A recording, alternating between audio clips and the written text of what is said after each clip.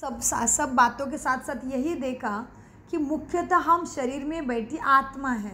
सब लोग इसको जानते हैं, लेकिन अभी आत्मा की गति, सदगति, दुर्गति, बुरे कर्म, अच्छे कर्म, उसका ज्ञान मनुष्य को नहीं है। ठीक है, मनुष्य के पास कुछ होता है तो मनुष्य कहता है कि भाई क्या करे, इसके किसी जन्म का कर्म बेचारा भोग रहा है। और किसी का अच्छा होता है तो बोलते कि भाई कितना भाग्यशाली, देखो कितना भाग्य लेके आया है, क्या सुख है, क्या धन दौलत है, क्या सफलता है, भाग्य लेके आना है। और कोई का बुरा, कोई का दुख देख के लगता है कि कोई कौन से जन्म के कर्म बेचारा काट रहा है, भगवान उसको मदद करे। फिर हम दुआ भी करते हैं। तो फिर आखिर में कल हमने देखा कि मैं कौन हूँ। फिर आखिर में ये सारा खेल खेलने वाला, बोलने वाला, देखने वाला, चलने वाला, आखिर में शरीर छोड़ के जाने वाली अति दिव्य अमर शक्ति आत्मा हूँ। अच्छा ठीक है, फिर आत्मा जब निकल जाती है तो कहते हैं ऊपर वाले के पास जाते, ऊपर वाले को प्यारा हो गई, कहते हे भगवान उसको शांति देना। फिर आत्मा जब चली जाती है तभी किसी ने भी नहीं कहा हे हनुमाना, हे गणेशा, हे मेरी कुलदेवी, हे इष्ट देवी उसको शांति दे, नहीं, हे भगवान ही कहते हैं, हे भगवान ही कहते हैं। मतलब हे भगवान नाम की कोई शक्ति है जिसको हम हे भगवान करके पुकारते हैं। हे भगवान कहो, प्रभु कहो, ईश्वर कहो, अल्लाह कहो, लाइट कहो, खुदा कहो, जो हो वाह कहो, अलग अलग भाषा में अलग अलग शब्द हैं। तो इसी तरह से हमने कल देखा कि मैं आत्मा इस शरीर के द्वारा कार्य कर रही हूँ। तो ये 5 मेरे कर्म इंद्रिय है बाहर के। तो मेरे कर्म इंद्रिय क्या है, 5 सेंस ऑर्गन्स उसको कहते हैं। तो मुझे आत्मा के पास देखने की शक्ति आँखों के द्वारा चल रही, मतलब ये मेरा कर्मचारी है। मैं आत्मा इस आँखों के द्वारा कर्म कर रही हूँ, देखने का, सुनने का, सूंघने का, बोलने का, और स्किन के द्वारा फर्श है। तो मेरे पास ये 5 सेंस ऑर्गन्स है। ठीक है, तो ये मेरे हैं। ओके, तो उस तरह से हम कहते हैं कि मेरा हाथ कट गया है, मैं कट गया नहीं कहते कभी, मेरा हाथ कट गया है, मुझे दुख रहा है। मतलब 2 शब्द, 2 प्रतीत हो रहा है, 2 व्यक्ति है यहाँ पे, 2 चीज़ें हैं। मेरा हाथ कहते हैं, मेरी माँ, मैं माँ नहीं हूँ, मेरी माँ, मेरी गाड़ी मैंने कल ही खरीदी है, गाड़ी मेरी है, समझ में आ रहा है, मैं और गाड़ी अलग हूँ, मैंने खरीदी। वैसे हमने कहा ये मेरा हाथ है। ठीक है, तो ये मेरा हाथ आज उंगली दुख रही है, कट गई है। मैंने कभी नहीं कहा मनुष्य ने मैं कट गया हूँ, नहीं। तो इसका मतलब मैं कहने वाली चेतना आत्मा कह रही कि मेरे हाथ में दर्द है। तो ये हो गए बाहर के 5 सेंस ऑर्गन्स, आत्मा के ऑर्गन्स कहो या मेरे मददगार कहो या मेरे नौकर कहो। ठीक है, ये 5 कर्मचारी है, कर्म इंद्रिय कहते हैं। कर्म इंद्रिय माना कर्मचारी, कर्म इंद्रिय। हाँ, तो ये आत्मा के बाहर के कर्म इंद्रिय 5 है और अंदर के कर्म इंद्रिय 3 हैं। वो है मन, बुद्धि, संस्कार। तो आत्मा आंखों से नहीं दिखती, तो इसलिए मन को दिखा नहीं सकते, हम बोल सकते, अनुभव साकार कर सकते कि भाई बुरा लगा या अच्छा लगा। अच्छा, फिर बुद्धि, हम कोई को कहते इसकी बुद्धि बहुत अच्छी है। अभी आपको कैसे पता चला बुद्धि अच्छी? उसका व्यवहार, उसका रिएक्शन, उसका पढ़ाई में गैलप, हर चीज़ में उसका गैलप देख के हमें लगता है भाभी इसकी बुद्धि बड़ी अच्छी है। अच्छा, कोई के संस्कार बड़े अच्छे होते हैं, कोई बोलने का, चलने का तरीका, बड़ों के साथ रिस्पेक्ट करने का तरीका, तो हम कहते हैं अरे इसके संस्कार बड़े अच्छे, बड़ी संस्कारी घर की लड़की है।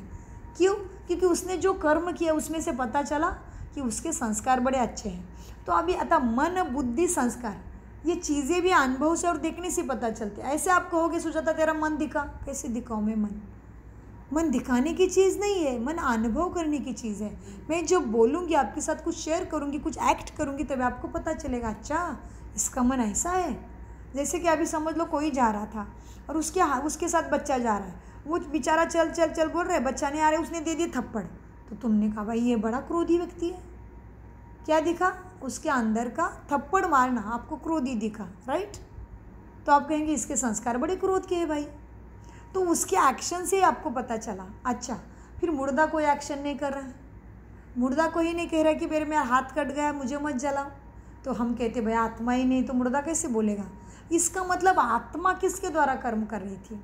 मन, बुद्धि, संस्कार, और फिर बाहर के कर्म इंद्रिय 5 और अंदर के कर्म इंद्रिय 3, उसको अति सूक्ष्म कर्मचारी कहेंगे हम, जो आत्मा के साथ ही चले जाते हैं। अभी हम क्या कहते हैं, जीवन में है तभी भाई मेरे मन को थोड़ी शांति मिली आज और शांति से रहने दो मुझे। मतलब शांति मनुष्य को प्रिय है।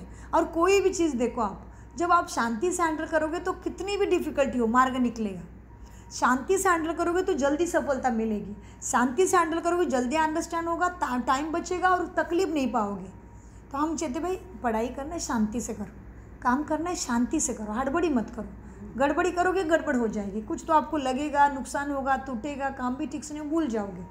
तो हर चीज़ में शांति। ऊपर से शांत रहने वाला मनुष्य अच्छा लगता है, क्रोध करने वाला मनुष्य अच्छा लगता है? कौन सा मनुष्य अच्छा लगता है? शांत रहने वाला। क्यों? क्योंकि शांति कुछ तो प्रॉपर्टी है आत्मा की, इसलिए अंत में भी शांति ही मांग रहे हैं। वैसे जीवन में घर बार बाल बच्चे समृद्धि संपत्ति सब चाहिए, लेकिन जब मनुष्य मरता है तभी कोई नहीं कह रहे भगवान उसको अच्छी पत्नी देना, अच्छा घर देना, नहीं, कोई कुछ भी नहीं मांग रहा है। भगवान उस आत्मा को शांति देना। और इंग्लिश में rest, peace in rest, rest in peace, rest in peace बोलते हैं क्या? अब भाई शांति में रेस्ट हो जाए। तो क्यों शांति मांगी? क्योंकि मेरा स्वधर्म शांति है।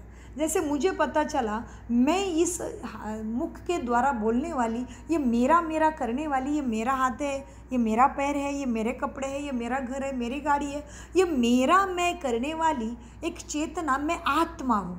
इसलिए मैंने कहा मुझे आज अच्छा लगा, मेरे मन को अच्छा लगा। तो हम कहेंगे किसने बोला? तो मैं कहूँगी मैंने बोला, मुझे अच्छा लगा। तो इधर मैं आ रहा है और शरीर के लिए मेरा आ रहा है। इसका मतलब मैं एक अलग शक्ति है और मेरा एक अलग शक्ति है।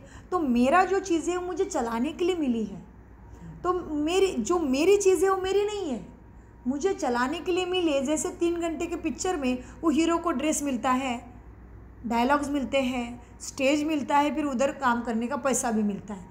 जैसे ही रोल ख़त्म हुआ वो घर जाता है। अभी अमिताभ कुली था, घर जाने के बाद खुद को कुली बोलेगा क्या? अमिताभ भी बोलेगा ना, उसका रोल था तब तक वो कुली था। ठीक उसी तरह से हम आत्मा जन्म मृत्यु के चक्र में आके अपने घर को भी भूल गए, ऊपर वाले को भी भूल गए, अपने स्वधर्मों को भी भूल गए। तो स्वधर्म क्या थे? जो चीज़ें मुझे पसंद है और जो चीज़ें में मेरा कल्याण हो रहा है वही चीज़ें मेरे लिए स्वधर्म हो सकता है, क्योंकि स्वधर्म में कल्याण होता है कहते हैं। तो स्वधर्म क्या है? आत्मा के जैसे हमने देखा ये शरीर आत्मा का है, आत्मा अलग है, शरीर अलग है, तो ये शरीर मेरा है, ठीक है। तो फिर देखा आत्मा के कर्मचारी भी हैं। कौन है?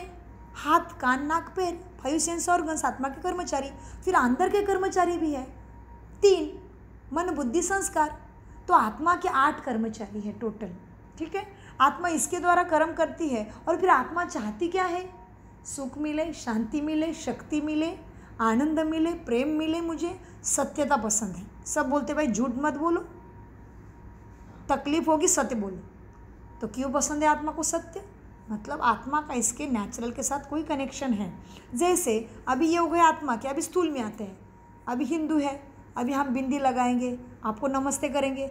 अभी हम नहीं बोलेंगे तो नहीं करेंगे तो बोलेंगे देखो ये इनको धर्म तो याद है कि बताओ, देखो ये मंदिर के सामने जाते हैं, क्या बोलोगे कि नहीं? ये शरीर का धर्म की बात की, लेकिन आत्मा का स्वधर्म है। मैं आत्मा शांत स्वरूप शांति सागर की संतान हूँ।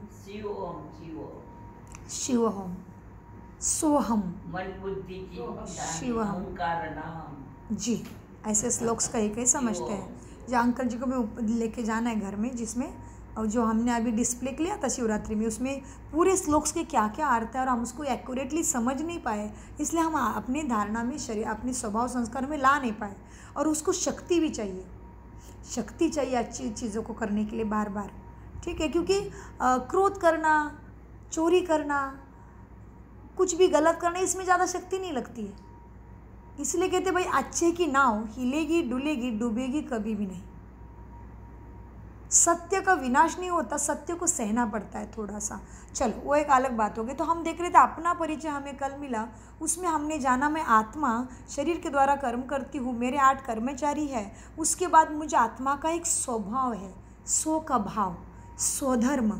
जैसे शरीर का धर्म हिंदू है, लेकिन आत्मा मरती है तभी हिंदू लेके नहीं जाती ऊपर, और आई थी तभी भी हिंदू ने क्यों नहीं आई थी, पोट से गर्भ से बाहर आई, फिर पता चला तू हिंदू है, तेरे पूजा है, तेरा ये रीति रिवाज है, भाई स्वीकार कर ले भाई हम हिंदू हैं, ठीक है।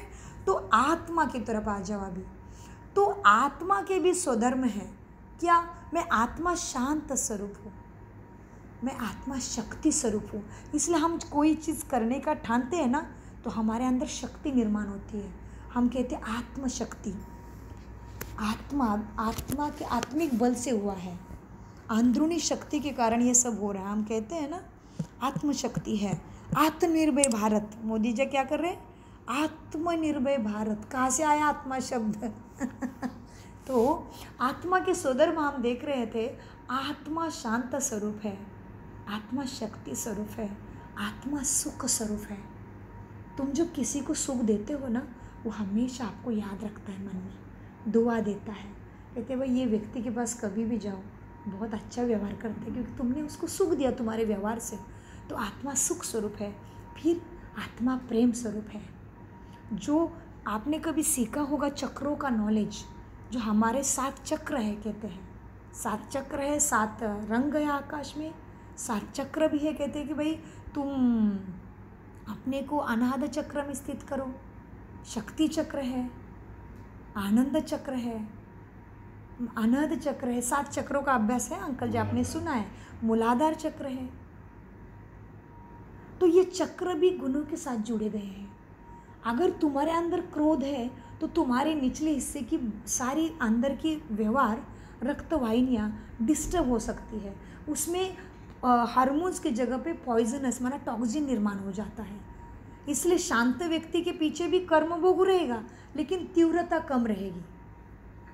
शांति सच्चा झूठा, हाँ हम कहेंगे इस जन्म में तो हमने किसी का बुरा किया ही नहीं, लेकिन मेरी जर्नी इस जन्म की नहीं है, अनेक जन्मों की है। हम शादी होते कहते भाई 7 जन्मों का पति मिल गया। या पूजा भी करते हैं हम, वट सावित्री की पूजा, क्या क्या पूजा हमारे धर्मों में, कहते भाई 7 जन्मी यही पति मिलो। कहो भाई 7 जन्मी क्यों? इसका मतलब आत्मा का जन्मों जन्मों का खेल है, सगे साथी है, कुछ तो रिश्ता है। इसलिए उसी घर में तुम हो, मेरे घर में मैं हूँ, मुझे वही माता पिता होना है, मेरे माता पिता वही, मेरा भाई बहन वो, पति वही मिलना है, क्योंकि उनके साथ कर्मों का बंधन है। तो ये बंधन को भी कैसे तोड़े, उसके बाद अपने आप को कैसे शक्ति के साथ जोड़े, ये सारी बातें जानना माना सहज राजयोग मेडिटेशन करना। सहज क्यों कहा? इधर में तुम्हें घर छोड़ो, तीर्थों पे जाओ, पूरा दिन एक पैर पे जल में खड़े रहो, पूरा दिन भर भूखे रहो, बड़े बड़े पहाड़ पे जाके खड़े रहो, ये कुछ भी नहीं बताते हैं। इसमें सहज माना अपने आप को जानो कि सच में मैं कौन हूँ, मैं कहाँ से आया हूँ और मैं किसका हूँ और मुझे किसके पास जाना है।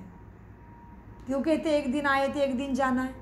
तो ये प्रश्नों का उत्तर सहजली ईजीली ढूंढना, मिल जाना, उसमें रमन करते करते मेरे जैसे उच्च अनुभव होना और गणपति की श्रद्धा से ख़त्म होके वो पढ़ाई पूरी हो गई भक्ति की। मुझे पता चला गणेश बप्पा की इच्छा है कि मैं अभी अपने आदिशक्ति को शिव परमपिता के पास अपना दिल दे दूँ, क्योंकि गणेश जी भी स्वयं किसी की पूजा कर रहे हैं, वो भी अपने पिता की प्रदक्षिणा कर रहे हैं। तो ये बात अलग है, आपको बताएंगे, नीचे जाके फ़ोटो लगे उसमें। तो परमपिता परमात्मा मुझे मिलना ये कैसे हुआ? क्योंकि मुझे पहले पिता कहते हैं तुम खुद को पहले जानो कि तुम आत्मा इस शरीर को चलाने वाली शक्ति हो। तुम चले जाते हो तो सब कुछ खेल धरा के धरा रहता है, तुम्हारे लिए दुनिया ख़त्म हो गई, तुम सा ख़त्म दुनिया ख़त्म, तुम मर गई दुनिया तुम्हारे लिए।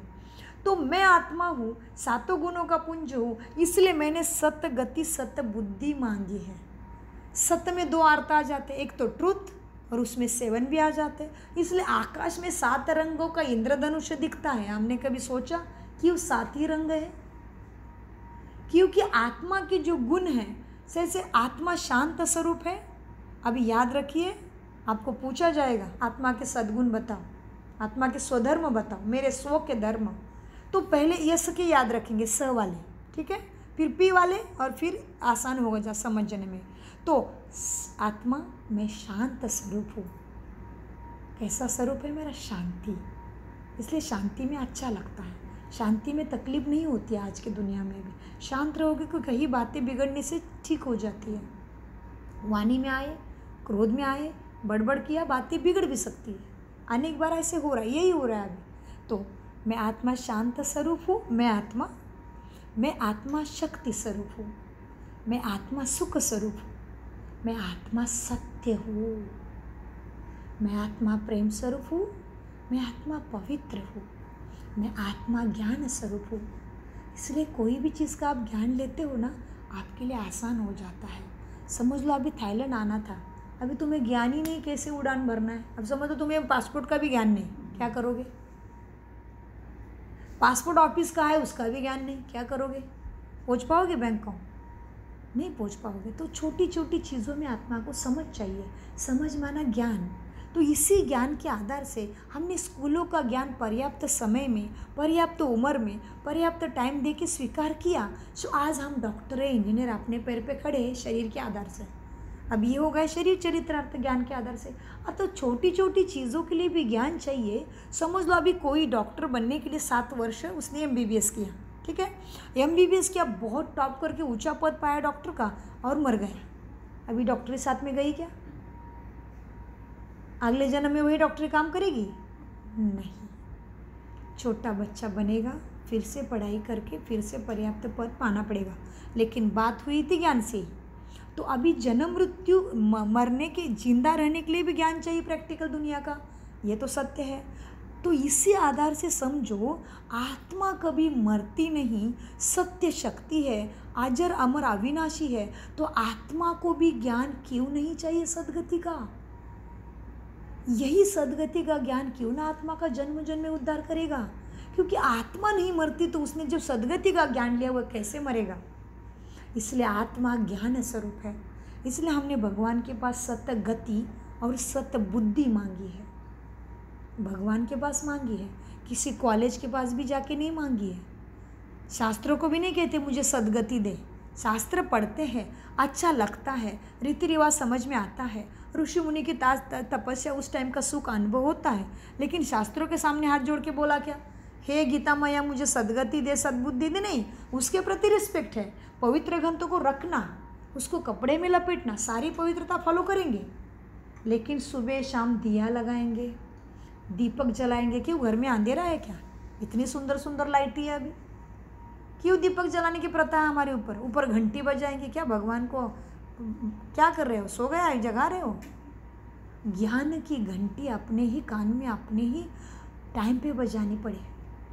देवी देवताओं को घंटी की ज़रूरत नहीं, वो मुहूर्त में बैठे हैं। तो इसीलिए परमपिता परमात्मा कहते हैं, बच्चों तुम सत्यता को पहचानो, तभी तुम सद्गति सद्बुद्धि के मार्ग पे चल के खुद ही स्वर्गपद प्राप्त करोगे। स्वर्गपद प्राप्त करना माने युगों के अंदर सत्ययुग में जन्म प्राप्ति होना। तो सत्यम शिवम सुंदरम, श्याम से सुंदर, ये तो देवी देवताओं का गायन है। तो देवी देवता पद भी तुम प्राप्त कर सकते हो। उसके लिए कहा नर जो करनी करे। अभी करनी कैसे करे? सभी तो करनी कर रहे हैं। अभी कौन सी करनी करना बाकी है जो हमें इतना दुख आया अभी? तो नर जो करनी करे सो नारायण बन जाए, नारी जो करनी करे श्री लक्ष्मी बन जाए। श्री, अभी सबके नाम के आगे श्री श्री लगा दिया। श्री का अर्थ तो जानो। श्री माना संस्कार, व्रति, कृति, श्रेष्ठ होना। तुम नाम लगा दिया श्री श्री, इधर कितने गंदे काम कर रहे हो, कितना दुराचार, कितना पापाचार, कितना भ्रष्टाचार, कितना स्वार्थ, कितने देहाभिमानी बन गए हो, कितने आयशाराम वाले बन गए हो। आज पिता के पैर काम नहीं कर रहे तो पिता के प्रति घृणा। सबको आपके के जैसे बच्चे हैं क्या? आज कितने माता पिता को बच्चा बाप को फ़ोन करेगा, अमेरिका में बाप फ़ोन करेगा, बच्चे डॉक्टर ने बोला है हॉस्पिटल में एडमिट होना पड़ेगा, बता नहीं सकते। बच्चा कहता है पिताजी आप एडमिट हो जाओ, मैं देखता हूँ। पिताजी गया फिर भी ये देख ही रहा है, आया ही नहीं अभी तक। ये प्रेम है? ये सच्चाई है? तो इसीलिए हमने भगवान के पास मांगा, ये भगवान हमें सद्गति सद्बुद्धि देना। तो सद्बुद्धि माना परमपिता परमात्मा कहते बच्चे तुम खुद को आत्मा समझो पहले, क्योंकि तुम आत्मा हो। तुम मरने के बाद दुनिया तुम्हें कहती आत्मा चली गई, तो तुम तो ऑलरेडी छूट गए हो इस व्याप से, हो गई मुक्त आत्मा। शरीर छूटा, सब कुछ छूटा, थोड़ी ना दुख है। इसलिए मुर्दे को जलाने तो जो भी करो वो चला गया। चेतना, चेतना जब शरीर में है तभी मुझे भगवान के आशीर्वाद की ज़रूरत है, तभी मुझे उसके कृपा छत्र की ज़रूरत है। छत्र छाया, बारिश हो रही है भयंकर, लेकिन तुमने छाता लिया है, भले सिर तो बच रहा है ना। वैसे इधर भयंकर कलयुग की आग लग गई है, कलाहीन आत्माएं हो गई है, फिर भी तुम कहीं तो कहीं सत्यता के पास आओगे, कुछ तो रक्षण होगा। एकदम ही अनाथ हो गए अभी, क्योंकि देवी देवताओं के पास मांगने के बाद भी आज मेरे पोता पोती एकदम खाली आ रहे हैं। उनके कहीं हर घर में नहीं है ग्रेट पोता, हर घर में दादा दादी को नहीं पसंद करते पोता पोती। उनका इतना बास आता है, वो इतनी सुसु करते हैं, वो इतना टॉयलेट खराब करते, कितनी सारी बातें घर घर में। हर घर की एक ही कहानी हो गई। पहले कहते थे घर घर में चूल्हा है, अभी घर घर में चूल्हा छोड़ो, घर घर में दुख है। तो इसलिए परमपिता परमात्मा कहते बच्चे ये ऐसे क्यों हुआ तुम्हारी इतने सुंदर दुनिया में।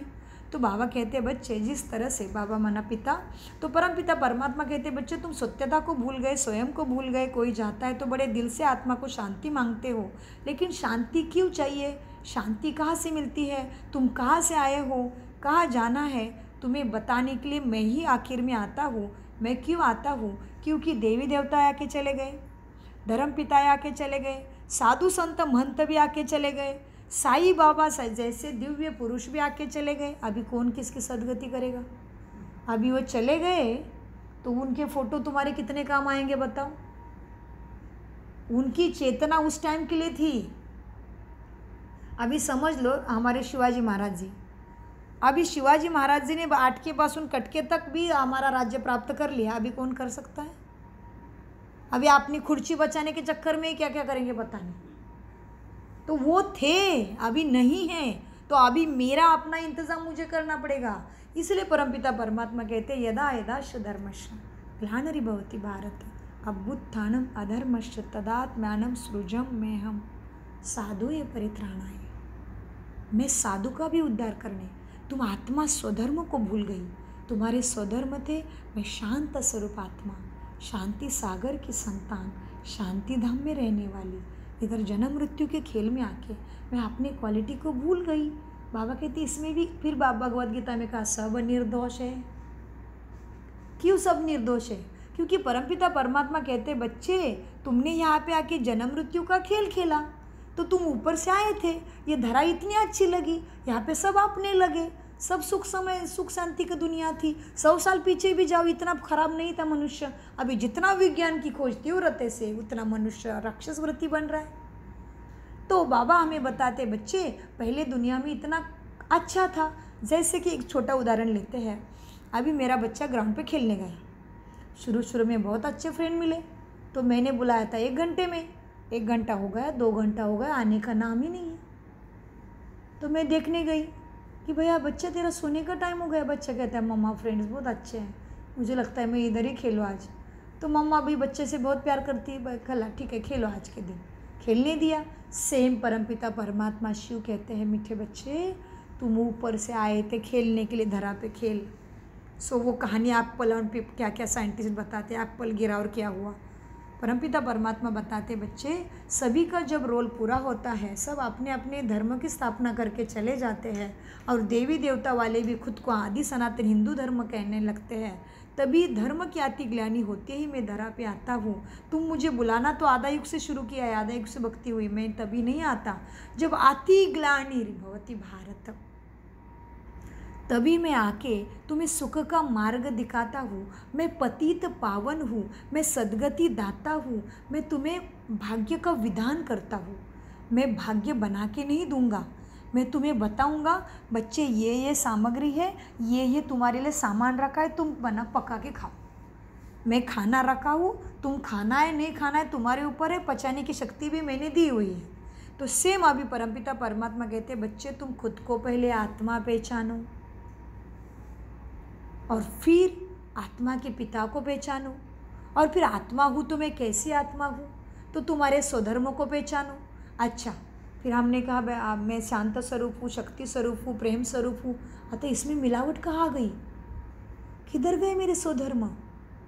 बाबा कहते मीठे बच्चों, शिव पिता कहते बच्चे तुम्हें पता भी नहीं चला, जन्म मृत्यु का खेल खेलते खेलते तुम कब कामी, क्रोधी, लोभी, मोही, अहंकारी, इसके बाल बच्चे छल, कपट, भय, बदले की भावना, ईर्ष्या, द्वेष कब मन में आके आत्मा को तमो प्रधान काली काली बनाते गई, और इसके अंतर्गत जो तुमने कर्म किए वो सारे विकर्म माना, दुष्कर्मों में गिने जाते हैं, पाप कर्मों में गिना जाता है।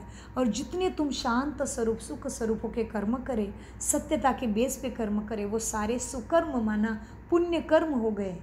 और जो तुमने विकारों के अंदर, विकार माना आत्मा को लगी हुई बीमारी, विकृति कहते हैं ना, हम कहते हैं इसकी बुद्धि में थोड़ी विकृति है, मतलब ब्रेन ठीक से काम नहीं कर रहा है। तो विकार माना आत्मा को लगी हुई बीमारी। इसलिए आपको दिख रहा है वो फोटो में शिवरात्रि है और वो राक्षस मर रहे हैं। देखो वो राक्षसों के नाम है काम, क्रोध, लोभ, मोह, अहंकार। वो कब मर रहे? ऊपर से प्रकाश आ रही। प्रकाश कौन देगा? जो सदा ही ज्योति स्वरूपम है, जो कभी भी शरीर नहीं लेता, वही प्रकाश कर सकता है ज्ञान का। तो हमने फिर कहा वो कहानी बनाई है, सागर मंथन हुआ और अमृत निकला और ऐसे ऐसे सारी बातें आपको आगे पता चल जाएगी। तो आज हमने देखा मैं आत्मा, शरीर को चलाने वाली दिव्य शक्ति, भ्रुकुटी सिंहासन पर मेरा आसन होने के कारण यहाँ पे सौभाग्य का तिलक भी लगाते हैं। कुछ भी होता है यहाँ ही तिलक लगाते हैं। ऊपर से किसी को आशीर्वाद देना है तो भी मेरे ही माथे पे हाथ रख के आशीर्वाद देते हैं और यही हाथ रखा जाता है। इसलिए जब आपके पास कोई भी नहीं है, हाँ, तो इस बाबा इसीलिए कहते हैं बाबा तो और फिर क्योंकि ये आपको आपको आप आपको नींद आई है क्या? अरे कल रात भर मेरी नींद नहीं हुई है। वहाँ आई तच थांबूया आज. नहीं नहीं ठीक है, चालू दे. ॲसिडिटी वाटली की मला झोपच नाही लागेल. सकाळी सकाळी झोप लागेल असं म्हणून ते त्रास होतो मला. नाहीतर मग आपण राहिलेलं आजचं उद्या करूया का? आजच करायचं पुरा, उद्या करूया. नाही कर किती राहिले फक्त परमात्मा का परिचय आज मिला, कल हमें मिला मेरा परिचय. मैं आत्मा भ्रुकुटी सिंहासन पर रहती हूँ. मेरा कर्मचारी है मन बुद्धि संस्कार अंदर के और बाहर के, देखने की शक्ति, सुनने की शक्ति, बोलने की शक्ति, स्पर्श शक्ति है. आत्मा की बाहरी शक्ति, अंदरूनी शक्ति. आत्मा के पास 8 शक्तियाँ हैं. उसके बाद आत्मा के संस्कार है जिसमें काम, क्रोध, ईर्ष्या, द्वेष, लोभ, मोह, अहंकार है. उसको बहुत दुख होता है, उसको कोई पसंद भी नहीं करता. जिसके अंदर शांत स्वरूप, शक्ति स्वरूप, प्रेम स्वरूप स्वभाव है, उसको सब पसंद करते हैं. और उसके अंदर भी रहते हुए जो कर्म होते हैं उसको शुद्ध कर्म, सुकर्म, पुण्य कर्म कहते हैं. लेकिन हम कितने बार तो क्रोध नहीं होना चाहते या दुखी नहीं होना चाहते, लेकिन हमारे संस्कार ऐसे हो गए क्योंकि हम जन्म मृत्यु के खेल खेलते खेलते स्वयं को, सत्य को और परमात्मा की शक्ति को और अपने अंदर के सद्गुणों को भूल गए. इसलिए कोई को भी स्वर्ग में जाना, हम कहते बड़ा भला था स्वर्ग में चला गया. स्वर्ग शब्द का अर्थ है शोक के राज्य में जाना, सतयुग में जाना. इसलिए सोच का अस्तित्व माना स्वास्तिक. हमारे हर कार्य में स्वास्तिक निकालते हैं, लेकिन हम समझ रहे हैं कलयुग का इधर का हाथ ऊपर क्यों है. ये है लेफ्ट साइड में ऊपर दांडी है माना. अभी सभी का पार्ट पूरा होता है खेल खेल के, अभी ऊपर जाना है. ऊपर जाने से पहले क्या करना है, थोड़ा सा टाइम परमपिता परमात्मा देते, संगम होता है. इसलिए अधिक मास मनाते हैं. हर 3 साल के बाद अधिक मास आता है. अधिक माना मेरे लिए भगवान ने अधिक रोक के रखा, लॉटरी लग गई है. क्योंकि 33 कोटि देवी देवता उसको बनाना है, वो मेरे ही दास शास्त्र में लिखा हुआ है. 33 कोटि आत्माओं को सदगति नहीं मिलती तब तक देव राज्य कैसे आएगा. सतयुग देवी देवता का राज्य जिसको स्वर्ग कहते हैं, सत्ययुग. तो सत्य क्या है, मैं आत्मा सत्य हूँ. अच्छा मैं आत्मा सत्य हूँ, बाकी तो सारा आंखों से दिखने वाला खत्म होने वाला है. कोई बिल्डिंग खत्म हो सकती है, कहीं पानी के नीचे जा सकता है, कुछ भी हो सकता है, बराबर. आंखों से दिखने वाला शरीर भी रहने वाला है क्या? नहीं. तो आंखों से नहीं दिखता है वही सत्य है. आत्मा नहीं दिखती, परमात्मा नहीं दिखता. तो परमपिता परमात्मा ही हमारी सदगति करने आया है. उसको कहते हैं शांति की दुनिया, सत्ययुग. तो हमारे शास्त्रों में युग तो दिया, लेकिन हमने सोचा ही नहीं कभी कि मैं भी सतयुग में कैसे जाऊँ. हाँ, फिर हम आशीर्वाद भी देते हैं. देखो कैसे लक्ष्मी नारायण का जोड़ा दिख रहा है. शादी होती है तो इतना आसानी से बोलते हैं. राम सीता का जोड़ा बहुत कम बोलते हैं. हमारे इधर तो लक्ष्मी नारायण का बोलते हैं भाई. हमारे इधर तो लक्ष्मी नारायण ही बोलते हैं. देखो जल्दी, मतलब अभी दोनों पवित्र है, बस मिलन मिल गया है, लगन लग गई एक दोनों की विधि अनुसार. तो बोले भाई लक्ष्मी नारायण का जोड़ा लग रहा है. अभी उधर लक्ष्मी नारायण है क्या? लेकिन ऐसा कोई चीज़ है जो सुंदर स्वच्छ पावन दुनिया निर्माण करती है. इसलिए नर जो करनी करे नारायण बन जाए, नारी जो करनी करे लक्ष्मी बन जाए. लेकिन अभी करनी सिखाएगा कौन? तो इसीलिए परमपिता परमात्मा कहते हैं, मीठे बच्चे, यदा यदाश्च धर्मश्च, मैं एक ही बार आता हूँ, तुम मुझे आधा कल्प से द्वापर युग से बुलाते हो, लेकिन मैं नहीं आता हूँ। जब सभी का पाठ पूरा हो जाता है, मेरे धर्म संस्थापक, मेरे साधु संत ऋषि मुनि सभी चले जाते हैं, आखिर में फिर दुनिया बहुत छलकामी, कपटी, लोभी बन जाती है। अपने में अपने का भी प्यार नहीं रहता है। 3 साल, 1 साल, 2 साल के बच्चे के ऊपर बलात्कार होता है, अति अति अति मनुष्य करने लगता है, तभी उसकी माती होने वाली है, उसको अथा दुख आने वाला है। तभी मुझ परमात्मा के सिवाय कोई किसी की सदगति कर ही नहीं सकता। इसलिए कहते हैं आति के बाद अंत है। इसलिए हमारे मराठी में कहावत है, आति तित माती।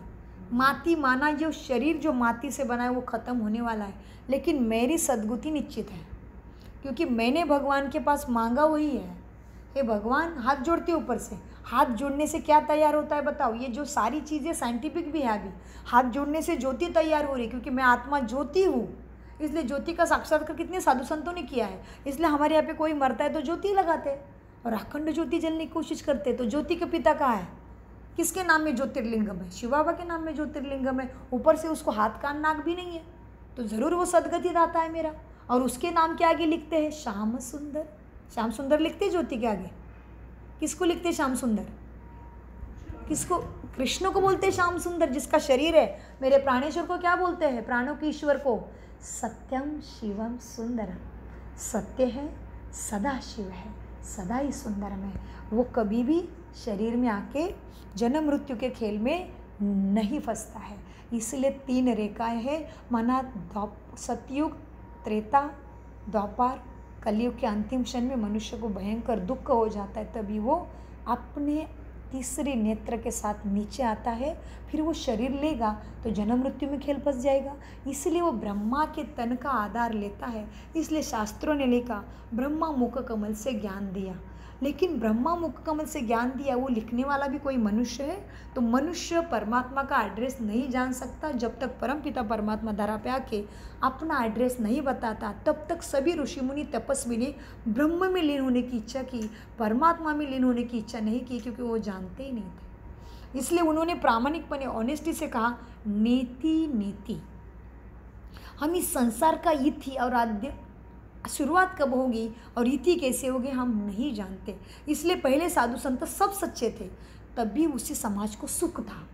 जब असत्य, स्वार्थ, अत्याचार, दुराचार, आत्मा अपने सारे गुणों को भूल के केवल रावण के ही गुणों को अपने में लेती है, काम, क्रोध, लोभ, मोह, अहंकार, ईर्ष्या, द्वेष, इसी के भाव में सब आत्मा चलती है, तभी एक दूसरे को दुख ही बचता है। और इसी दुखों के कारण कर्म करते करते हमारी आयु भी कम हो जाती है। हम अमर देवी देवता थे, हाँ, इससे अब अकाल मृत्यु के समय में आके बैठते हैं। अभी मालूम ही नहीं काल कब खाएगा। काल सबके सिर पे मंडरा रहा है, मालूम नहीं है दूसरे बार इधर है कि नहीं। तो ऐसे समय में अकाल मूर्त महाकालेश्वरा में फिर से देवी देवता बनाने आता है, क्योंकि उसको ही कहते हैं महाकालेश्वर। काल को कौन हमारे सामने से हटाएगा? उसको कहते ओंकारेश्वर। कितने नाम हैं, और फिर नाम लेने के बाद भी कोई शरीर का आकार नहीं है। वो नागनाथ है, वो शिव के भी पिता है। फिर हमने शिव शंकर एक बोल दिया, क्योंकि हमें लगा शिव शंकर है, शिव शंकर, क्योंकि वो शिव शंकर की मूर्त शिव की बिना कहीं दिखती नहीं, तो हमें लगा शिव शंकर एक है।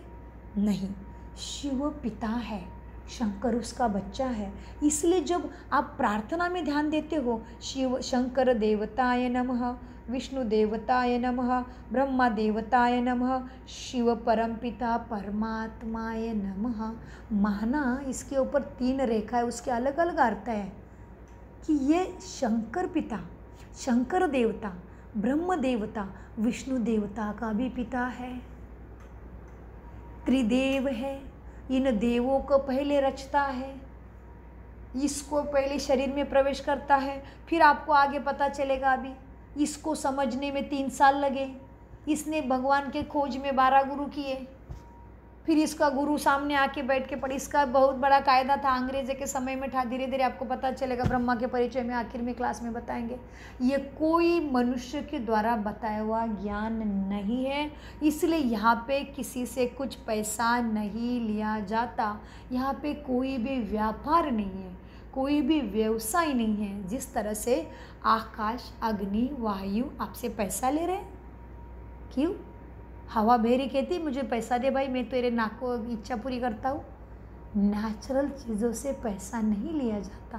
पैसा तो मनुष्य का व्यवहार है, वो लेन देन के लिए लगता है, निर्वाह करने के लिए लगता है। परमपिता परमात्मा हम सभी आत्माओं का पिता कैसे पैसा लेगा बेटे बच्चों से? वो नेचुरल है, वो पैसा नहीं लेता है। वो हम बच्चों को सिखाता है, बच्चे तुझे मेरे से शक्ति मिली ना? हाँ बाबा, मैंने तो 5 साल एक्सपेरिमेंट किया, मैं इतनी सीधी आसानी से इसमें नहीं घुसी हूँ, मैं तो बड़ी टेढ़ी उंगली हूँ। और कहते हैं ना टेढ़ी उंगली फिर सीधा, क्या कहते हो कहावत बोलो अंकल जी, सीधी उंगली से घी नहीं निकलता, टेढ़ी उंगली करना पड़ता है। ऐसे टेढ़ी हो गई सुजाता बहन के मामले में उंगली। नर्सिंग में थे, एक सिस्टर आई, बोली सुजाता तू गणपति की आरती थके हुए ना करती है, रोज़ आती है ड्यूटी से, आरती करे बिना सोती नहीं है, तो बहुत अच्छी है देवी देवता के मामले में, तो सबको भी आरती में खड़ा करती, प्रसाद भी देती है, तो तू देवी देवता के ऊपर इतनी श्रद्धा रखती है, मतलब ज़रूर तुझे परमात्मा समझ में आएगा मुझे बोलती। तो मैंने बोला क्या है सिस्टर? बोली मुझे कुछ दिया नहीं है, मैं छोटी हूँ, अभी नर्सिंग में हूँ, तो ये ऐसी लाइट है, ये छोटी लाइट मिलती है बर का इनका, एकदम छोटी भी, तो बोले ये लगाएगी ना तो तेरी पढ़ाई बहुत अच्छी होगी, तो इस लाइट को देखना। मैंने बोला अच्छा, तो मेरा गणपति बप्पा बुद्धि का देव का है, उसको क्या करूँ? नहीं बोला हटाओ सिस्टर ये लाइट बेटा नहीं चाहिए मुझे। तुरंत ये मुख से अपमान कर दिया, चुपचाप लाइट लेना चाहिए था। सीनियर थे फिर भी बोल दिया, ये थोड़ी चड़ाक बोलता, चड़ाक टाइप की लड़की थी।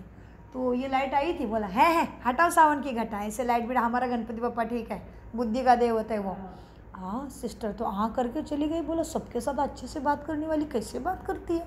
मैंने तो कहा ये लाइट लगा के अपने रूम में रख दे, तुझे बहुत अच्छा स्मरण रहेगा नर्सिंग का सारा ज्ञान। मैंने बोला नहीं लाइट बीट कुछ नहीं, गणपति बप्पा ही ठीक है। तभी भी भगवान मेरे पास आया था, आंखें नहीं खुली। अच्छा चल रहा है, सब में टॉप थे, हमेशा सब में टॉप। तो टॉप वाले को क्या होती है, एक अहंकार रहता है, गुर्मी रहती है, किसी चीज़ का दुख नहीं, सबकी लाडली, नाना की लाडली, दादा की लाडली, माता पिता की लाडली, कोई भी तकलीफ नहीं, क्लास में फर्स्ट, टीचर की भी लाडली, दोस्तों की भी लाडली। तो इस तरह से ऐसे करते करते हो गया अभी शादी, कॉलेज पूरा हुआ, नर्सिंग पूरा हुआ, हाई स्कूल पूरा हुआ, सब में टॉप है। अभी शादी हो गई, पति तो एकदम अच्छे, बात ही मत पूछो, और भी संसार में जा रहे।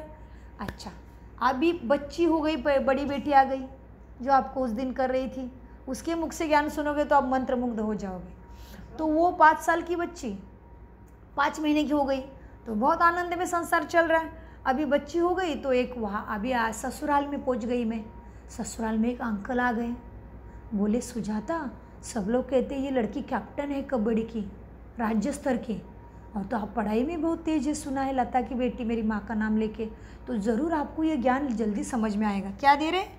ये मैगज़ीन दे रहे हैं, हिंदी का मैगज़ीन, हाँ ऐसा दे रहे हैं। बोल रहे सुजाता इसमें ये पढ़ना, आपको पता चलेगा ये कल्पवृक्ष में जो ऐसा कल्पवृक्ष है ना, इसमें देवी देवता क्या कर रहे हैं बैठ के, आपको जल्दी समझ में आएगा, क्योंकि आप बड़े तेज लग रहे हो पढ़ाई में। कभी भी झूठ न बोलने वाली। मैंने बोला हाँ जी अंकल, अभी ससुराल में है तो रिस्पेक्ट तो देना पड़ेगा। हाँ जी अंकल रख दो आप, मैं ज़रूर पढ़ती हूँ। तो फिर अंकल बोले बेटा मैं 5 दिन के बाद आता हूँ मैगज़ीन लेने के लिए, जैसे जैसे आपको टाइम मिलेगा पढ़ लेना, ठीक है? घर का काम करते, बहू है तो कहाँ जाएगी, घर का काम करके दोपहर को आराम ही है। तो मैंने हाँ अंकल जी 5 दिन के बाद आ गए, और ये बुक के ऊपर था ये पेड़। मैंने ये बुक क्या बोला पता है? क्या पागल लोग हैं, पेड़ के अंदर देवी देवता को दिखाए, इनका दिमाग खराब है, ये ऐसी बुद्धि थी, थोड़ी ज़्यादा ही तेज। चुपचाप निंदा नहीं करती तो पाप भी नहीं पड़ता। अरे तुझे नहीं चाहिए तो निंदा तो मत कर, लेकिन इतनी समझ भी नहीं है। अनपढ़ आल्लड़ बच्चे, प्यार वाले बच्चे ऐसे ही थोड़े तेज रहते हैं, सबके लाड़ प्यार से पले थे।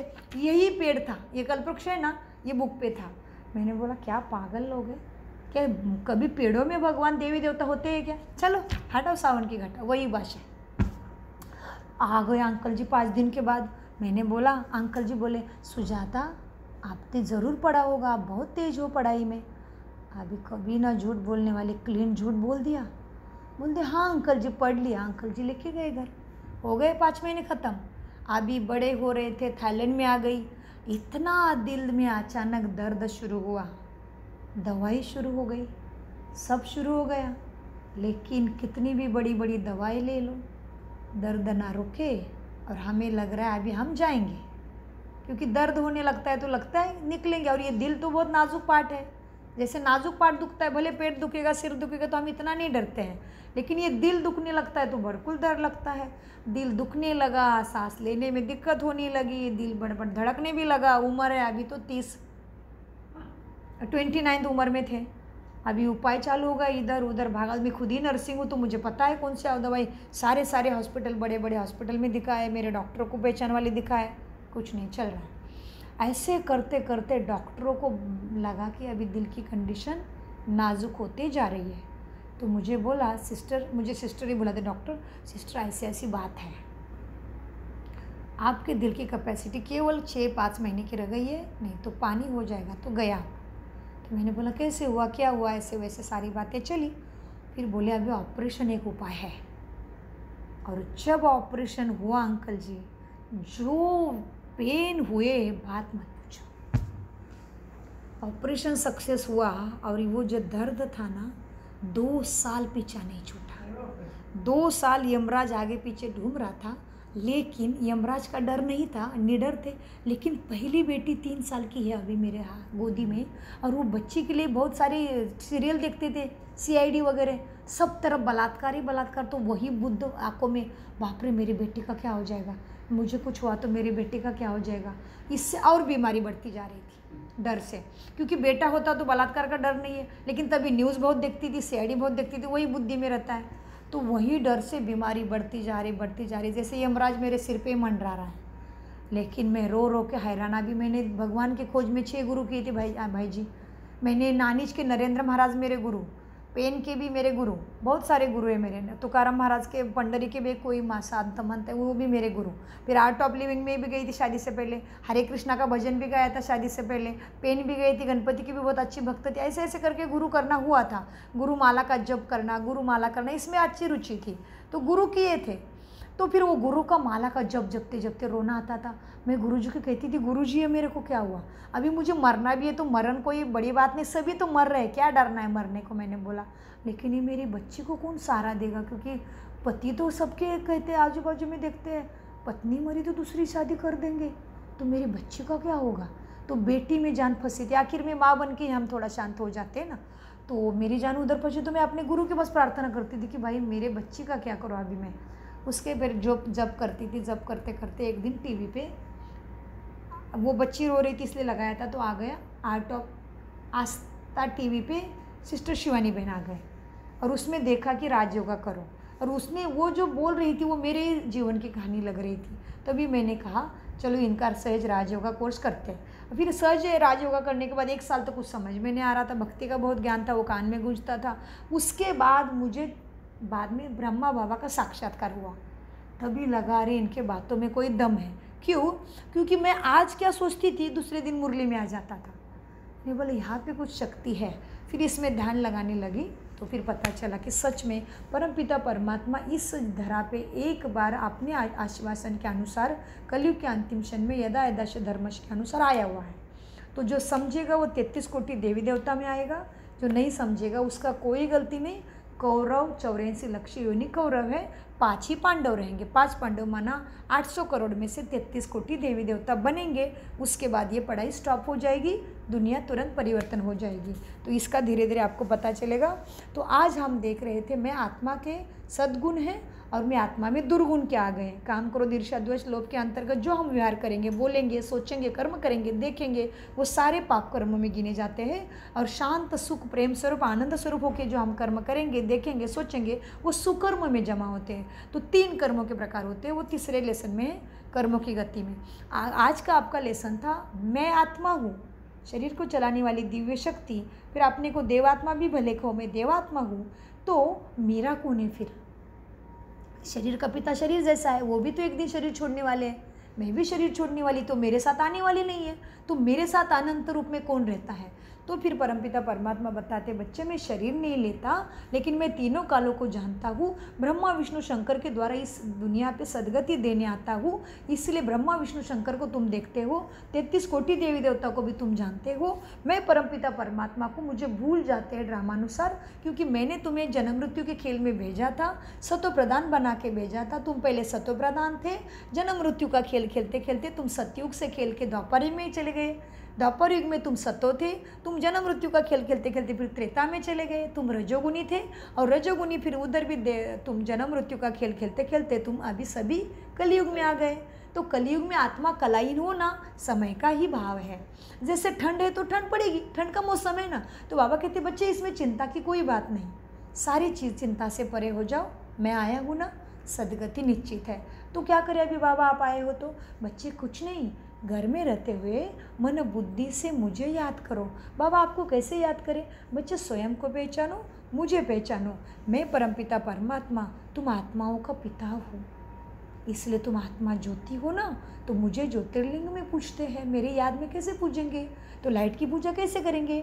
तो मुझे ज्योतिर्लिंग का नाम दिया, फिर इतनी बड़ी हस्ती तो कुछ तो आसन देंगे, तो ऐसा मेरा आसन बनाया नीचे, फिर मेरे ऊपर जल डालते हैं, वो बहते हैं, फिर ऐसा अच्छा खेल है। तो बाबा बोलते बच्चे मैं परमधाम में रहता हूँ, आकाश से भी पार, चांद तारे 5 तत्वों से भी पार, छठा तत्व है, उसको कहते हैं ब्रह्मलोक। तो ब्रह्मलोक में ब्रह्मांड में मैं रहता हूँ, ज्योति बिंदु स्वरूप हूँ। तुम आत्माएं भी वहाँ से आए हो और वहाँ ही वापस जाना है। जन्म मृत्यु का खेल खेलते ही आत्मा सद्गति सद्बुद्धि मुक्ति जीवन मुक्ति को प्राप्त करना चाहते हैं, माना तुम सब मेरे पास आना चाहते हो। तो बाबा कहते बच्चे जन्म मृत्यु का खेल खेलते खेलते आत्मा काम क्रोध ईर्ष्या द्वेष लोभ में आ गई, पतित बन गई, तो अभी आत्मा मेरे पास आ नहीं सकती, क्योंकि उसको भोगना आ गई बहुत, भोगे बिना तुम ऊपर कोई नहीं आ सकते। बाबा कहते हाँ, ऊपर से नीचे एक एक आती है अपने अपने पुण्य के अनुसार, सतयुग में कौन आना सब डिसाइड है। तो ये आत्मा का वर्ल्ड है, वो दिख रहा है ना आपको। आज आपका लेसन यही है कि मेरा कौन है, तो ये आत्मा की दुनिया है। तो इसका ये चित्र के द्वारा, ये चित्र साक्षात्कार से मिला है ब्रह्मा को। तो इसमें परमपिता परमात्मा बताते मीठे बच्चे तुम यहाँ धरा पे हो, इसको चांद तारे ने लाइट दिया है, तो ये साकार मनुष्य लोक है, इसलिए हमें साकार शरीर है, अभी आकार दिख रहा है। इसके ऊपर है ब्रह्म 3 सूक्ष्म लोक, माना ब्रह्मपुरी, विष्णुपुरी और शंकरपुरी, ये पूरा भी इसके साथ मिले हुए हैं। तो इसकी पूरी खत्म, अभी इसकी पूरी चलती प्रथम, माना ब्रह्मा द्वारा परमपिता परमात्मा हमें सद्गति का ज्ञान देते हैं, तो ब्रह्मा के साथ ज्ञान लेते हैं। तो हम इधर आते हैं, ग्रीन में आते हैं। ग्रीन माना सुख की दुनिया, सुख शांति माना सतयुग त्रेता युग में सुख शांति है। फिर शंकरपुरी माना फिर से तुम मुझे ढूंढना शुरू करते हो, तो साधु संत महंत ये ऋषि मुनि आते, ध्यान लगाने वाले आते हैं इस धरा पे, तभी भी शक्ति है, तभी भी दुख नहीं है। इनके पास लाल रंग का ऑरेंज लाइट की लाइट है, क्योंकि ये पवित्र रहते थे, तो एक के बहाने आने को का भला इस टाइम भी हो रहा था, लेकिन ये इनका भी पाठ पूरा हुआ, तो फिर से ये चक्र ऐसा फिरता है। बाबा कहते हैं फिर यही, फिर यही, फिर यही और फिर यही, ये चक्र नहीं रुकता, इसको कहते हैं काल चक्र। काल चक्र नहीं रुक सकता, इसलिए हमारा बाल हुआ वृद्ध होना निश्चित है, दिन हुआ रात होना निश्चित है, कोई रोक नहीं सकता। तो इसमें यह भी बात आती है कि कोई नहीं कह सकता कि सूरज कौन सा टाइम में निर्माण हुआ, नहीं, ये है ही, ये अनादि चीज़ है, इसमें सोचना ही व्यर्थ है कि सूरज कब से शुरू हुआ, नहीं। वैसे आत्मा का आत्मा है, उसमें सोचने की बात ही नहीं कहते बाबा, आत्मा है, इस सृष्टि पे आती है, इसलिए जन्म मृत्यु का खेल कम बोलते हैं इसको। अच्छा, इधर से जब सभी का खेल पूरा होता है, अभी कलयुग खत्म हो रहा है, अभी ये सतयुग आना है, माना विष्णुपुरी को नीचे आना है, अभी इनका चल रहा है ना, तो फिर विष्णु को आना है। विष्णु माना चतुर्भुज, 4 हाथ क्यों दिए विष्णु को? क्योंकि 2 हाथ लक्ष्मी के, 2 हाथ नारायण के, तो चतुर्भुज विष्णु माना विष्णु वैकुंठवासी, वैकुंठ माना स्वर्ग, तो कहते वैकुंठवासी हुआ। वैकुंठ माना विष्णु का राज्य, विष्णु माना विष्णु चतुर्भुज, लक्ष्मी के 2 हाथ और नारायण के, लक्ष्मी के 2 हाथ और नारायण के 2 हाथ, माना चतुर्भुज विष्णु। तो इस तरह से इधर में इनको तो अनेक हाथ है, इसका भी राज आपको पता चलेगा। भक्ति में है ना अनेक हाथ है, चारों दिशा में देख रहा है ब्रह्मा, लेकिन ब्रह्मा तो वाइट ही है, वाइट सफ़ेद कपड़े, उधर तो कपड़े भी नहीं पहनते भक्ति में, उसको कमल में बैठा है, 8 हाथ है, एक हाथ में कमंडल है, माला है, शास्त्र है। शास्त्र माना ये ज्ञान, ये ज्ञान हमें देता है अभी इसके मुख के द्वारा, क्योंकि ये मुख लेगा किसका? शरीर, ये बोलेगा कैसे? परमपिता अति उच्च शक्ति है, तो ब्रह्मा ही अति उच्च है इस धरा पे, इसलिए ब्रह्मा के मुख कमल से परमपिता परमात्मा हमें सद्गति का ज्ञान देने साकार सृष्टि पे आते हैं। इसलिए यदा यदा से धर्मश्च गाया गया है। उसके बाद अब यहाँ से हमारा सबका खेल पूरा होता है, तो हमें जाना है यहाँ। अच्छा, फिर कहा मनुष्य सृष्टि का झाड़ उल्टा है। भगवद गीता में कहा अब ये उल्टा क्यों है? क्योंकि हमारा बीज टॉप पे है। वैसे धरनी पे बीज नीचे होता है और वृक्ष ऊपर आता है, लेकिन हम इधर नीचे आएंगे लेकिन बीज ऊपर रहेगा। परमपिता परमात्मा के पास लाइट ज़्यादा क्यों है? क्योंकि ये सभी 33 कोटि देवी देवता है। इसीलिए परमात्मा देवात्मा, धर्म स्थापन करने वाले धर्मात्मा, और फिर पाप कर्म पुण्य कर्म करने वालों में लाइट ज़्यादा नहीं है। क्योंकि सभी भीड़ इधर सतयुग में नहीं आएगी। सतयुग में भी भीड़ आएगी तो कलयुग में और सतयुग में फ़र्क कैसे रहेगा? फिर जिस तरह से अभी बड़ी बड़ी यूनिवर्सिटी में सबको एडमिशन मिलेगा, जो बुद्धिवानी का कहा फिर क्या महत्व हुआ, कष्ट करने वाले का क्या महत्व हुआ? अलग बात है, कई चीज़ों में चीटिंग चलती हुआ अलग बात है, उसके हर एक की सज़ा तो सबको मिलती है। तो ये आपको मालूम पड़ गया है। देखो अंकल जी, अभी आप उठ सकते हो, अभी क्लास पूरा होता है। तो ये ब्रह्मा द्वारा स्थापना, ठीक है, कौन कर रहा है? परमात्मा के दिव्य कर्तव्य। तो ब्रह्म देवताए नमः क्यों कहा हमने? क्योंकि ब्रह्मा के मुख कमल से परमात्मा ज्ञान देते हैं। क्योंकि वो ऊंची हस्ती है, तो ऊंची हस्ती चाहिए आने के लिए। हम भी जैसे देखो, आपके घर में कोई भी आके बैठेगा कि आपकी हैसियत के लोग आएंगे? झाड़ू वाला आएगा क्या आपके घर में बिना बुलाए? नहीं आएगा। वैसे ही परमपिता परमात्मा सर्वश्रेष्ठ शक्ति है, तो परमात्मा के मुख कमल का आधार लेती है। परमात्मा के मुख कमल से ब्रह्मदेव ज्ञान समझते हैं, तभी विष्णुपुरी आती है, और फिर लास्ट में ये सब खेल पूरा होता है। फिर से ध्यान की अवस्था में शंकर द्वारा विनाश माना, फिर से बुराई का अंत करते हैं। ठीक है, अभी यहाँ पे क्या है? सर्व आत्माओं के एक ही पिता ज्योतिर्लिंगम शिव परमात्मा है। अभी समझ लो, हम कहेंगे हमारे महावीर श्रेष्ठ है, ये कहेंगे हमारे मोहम्मद पैगंबर श्रेष्ठ है, ये कहेंगे हमारे यीशु ख्रिस्त श्रेष्ठ है, ये कहेंगे हमारे गुरु नानक जी श्रेष्ठ है, फिर हम कहेंगे हमारा शंकर श्रेष्ठ है, फिर हमारा गोकृष्ण श्रेष्ठ है, फिर हमारा राम श्रेष्ठ है, फिर संगमेश्वर श्रेष्ठ है, फिर ये कहेंगे हमारे जैन श्रेष्ठ है। तो बुद्ध श्रेष्ठ है, जैन श्रेष्ठ है बोलेंगे तो ये किसकी याद में बैठे हैं? फिर अगर आपके पास पर्याप्त शक्ति है तो आपको किसके पास जाने की क्या ज़रूरत है? ये ध्यान में बैठे हमेशा, इनके पीछे लाइट का घेरा है। माना परम पिता परमात्मा से वो शक्ति ले रहे हैं। अब सबके हाथ ऊपर है भाई, कोई नहीं कह रहा है मैं भगवान है, ऊपर हाथ है। ये कह रहा है एक ओंकार, वही ओंकार है। गॉड जो हो, गॉड माना लाइट, GOD, जी माना क्रिएटर, ओ माना ऑपरेटर, डी माना दुखों को डिस्ट्रॉय करने वाला, डायरेक्शन देने वाला, खुदा अल्लाह हाथ ऊपर है बेचारे के। फिर ये जाने के बाद तो अभी मिलावट हो ही गई है, कुछ का कुछ समझ उनके। तो कुरान में कुरान में सारा पाप ही पाप लिखा है। कहते हैं गाय को मार के आओ और ये कुछ नाम ले लो, भगवान का माफ हो जाता है। कोई माफ नहीं होने वाला है। शिक्षा बदल दी तथाकथित लोगों ने अपने स्वार्थ के लिए। तो ये ऊपर हाथ कर रहा है। और दूसरा, ये लोगों के पास मूर्त पूजे की मान्यता नहीं है, लेकिन इनके जो काशी तीर्थ है जिसको जाने के बाद ये मुक्ति मिलती है ऐसे समझते, मक्का, उधर में एक पत्थर ही है। और उधर में उसका हिस्ट्री है कि उधर में शिवलिंग ही था। वो शिवलिंग को तोड़ के उसका एक पत्थर बना के उसके ऊपर अपनी मस्जिद का नाम दे दिया है। जैसे उन्होंने राम मंदिर को किया था, वैसे ही इधर। तो इधर में एक पत्थर है, और पत्थर के सामने माथा टेक के कहते हैं मुझे छुड़ा ले, मुझे मुक्ति दे दे। माना ये शिवलिंग को ही पूजा कर रहे हैं ये भी। तो इस तरह से ये क्या कर रहे, याद में बैठे, कपड़े भी नहीं चाहिए इनको। क्यों? क्योंकि परम पिता परमात्मा ही शक्ति दाता है। और ये क्या कर रहा है? अभी ये ऊंचा है बोलेंगे तो ये क्यों भाई शंकर की किसकी ध्यान कर रहा है? शिव का ध्यान कर रहा है। कहते हैं शिवलिंग को हटाओगे, इसके ध्यान को डिस्टर्ब करोगे तो ये प्रलय करेगा। मतलब ये पिता से इतना प्यार करता है। और फिर इधर नाम पड़ा गोपेश्वर, गोप माना कृष्ण भगवान भी उनकी ही पूजा कर रहे हैं, शक्ति चाहिए उनको। फिर राम भगवान, रामेश्वर नाम पड़ा। अभी राम देवता हमने भगवान कहा है प्यार से राम भगवान को। तो भगवान क्यों कहा? क्योंकि वो भी भगवान की शक्ति लेके ऐसे बना है। तो राम भी रामेश्वरम में शिव की भक्ति कर रहा है। तो इस तरह से सभी उससे ही शक्ति लेते, इसलिए बोला ज्योतिर्लिंगम चैतन्य शिव परमात्मा की ही लिंग के रूप में से संगमेश्वरम में भक्त शिरोमणि बसप, ये क्या लिखा है? बसवन्ना ने, रामेश्वरम में राजा श्री राम ने, गोपेश्वरम में घनश्याम श्री कृष्ण ने, परमात्मा के रूप में तपस्वी देवता शंकर ने भी उपासना की है। ज्योतिर्लिंगम शिव परमात्मा को गुरु नानक ने एक ओंकार, यीशु ख्रिस्त ने गॉड जो होवा, मोहम्मद पैगंबर ने अल्लाह खुदा, महावीर ने अरिहंत, बुद्ध ने दिव्य ज्योति कहा है। माना सभी का पिता है वो परम पिता परमात्मा शिव। तो परम माना ऊंचे थे ऊंचे। और फिर ये आने वाला है अभी हम कहेंगे उनकी शिक्षा से हमारा क्या भला होगा? तो हमें नर से नारायण बनना है ना, नारी से श्री लक्ष्मी बनना है। इसलिए जोड़ी शादी होती है तो कहती है लक्ष्मी नारायण का जोड़ा है। क्यों कहा? कुछ तो कारण है ना। और इनके फोटो है मतलब ये आते होंगे। फिर ये भारत के उत्तन और पतन की 84 जन्मों की कहानी है। तो सतयुग कैसा होता है, त्रेता कैसा है, फिर द्वापर कैसा आया, पूजा पाठ कब से शुरू हो गई, कलयुग का क्या खेल है, ये चक्र में स्वास्तिका क्यों है, स्वास्तिका में शुभ लाभ क्या है, ये सब आपको धीरे धीरे पता चलता है। ऐसा है। ओम शांति। आज का लेसन यहाँ ही संपन्न होता है।